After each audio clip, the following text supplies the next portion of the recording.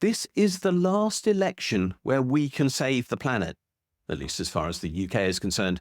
Because let's be clear, we know that we're in a climate crisis now. We have the world's leading climate scientists on the International Climate Change Committee, the ICCC, saying that we are on the brink of a precipice of disaster. I've known that this was going to happen for years. On the bookshelves behind me are books that I read in the 1970s saying that one day we would reach this position. And now we're here. And yet, apart from the Greens, not a single one of the political parties that is standing for election in 2024 is saying that this is their priority. It's as if what happens tomorrow is much more important to them than what happens in 20, 30, 40 and more years' time, when our children, not me, but my children, will still be alive and facing the calamity that might be created if we don't tackle climate change now.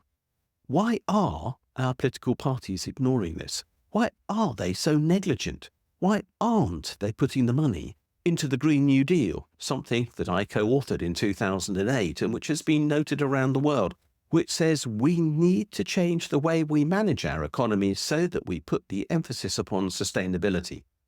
The evidence again from those experts, the ICCC and others, is that if only we did this, not only could we hold climate change down to what are still sustainable levels of change, but we could even do so and increase our prosperity.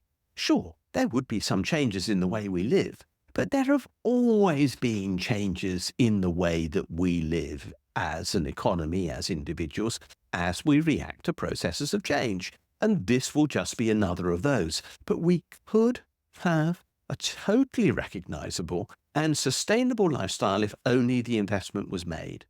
So why aren't we getting this process of change? Well, it's because Rachel Reeves and Jeremy Hunt and whoever is speaking on the economy for most of the other leading political parties, again, I accept the Greens, are saying, but we can't borrow, we must live within our constraints. There is a limit on what we can do because the City of London won't lend to us. This is all nonsense.